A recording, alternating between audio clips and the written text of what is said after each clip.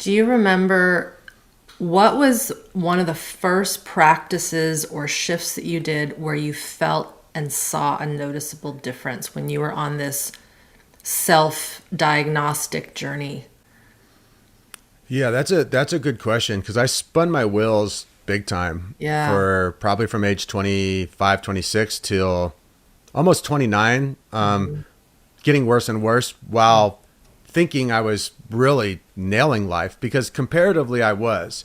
Looking back, I was just throwing spaghetti against the wall with alternative practices. Yeah. It was just experimentation. Yeah. It wasn't until the year that I healed, which is I'm not a person that has calendars or knows my That's date or okay. anything, but it took me about a year to heal. I was about 11 years ago, so I was 32, 33, and I got to a place mentally where if my skin didn't heal, I was fine with it at that point. I had completely let go, which made a huge, it was like a burden lifted off of my shoulders. It felt like literally a backpack of bricks just off, boom. I was like liberated. And I was like, okay, this, if I feel like this and my skin's not great, this is at least a life worth totally living. Like, I don't like the way I look, but I like my life. And it seemed like from that moment, the healing sped up and I started having way more progress with the symptoms. And you fast forward to about the year mark, and I was able to take on the flare-ups when they would come and go. It didn't become this life horrible depression thing. It was like, okay, having a flare-up, I know what I need to do. I got, do my salt baths, I do my cold exposure, I do my sauna, and I bring my practices to a more mellow place. I spend more time in nature. I talk to my mentors, and it worked. It worked. And finally, right about the year mark, I had a real interesting experience with a coffee enema that released, and there's another controversial thing. Yep. To me, I just call it what it looked like. It was a giant trash bag looking thing that was mucoid plaque. It was black, it was long, it was stringy. That thing came out of me and it was almost symbolic, like that was the last demon. Like that was it. That came out.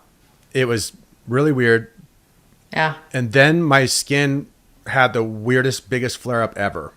Like I month watched 11 and a half. I watched that. I think it was a video you shared that about Yeah. the coffee, like your skin had healed, the coffee enema, that thing came out, clearly junk that was just embedded in your intestines, in your colon probably.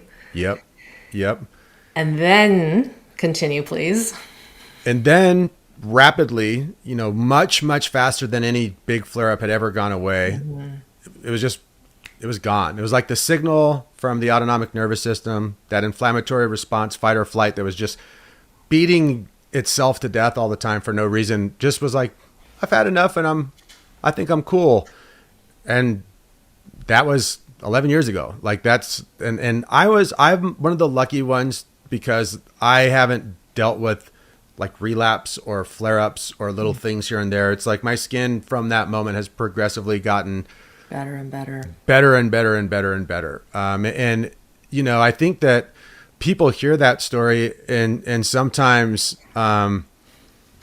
it actually throws them off because I don't like using the word cured because it's a meaningless word. It's like there's levels to it, and it depends on where you're at and how far you want to go. And to me, I think that every single human being who has this issue can definitely be in a manageable place, can definitely have skin that they're happy to be in.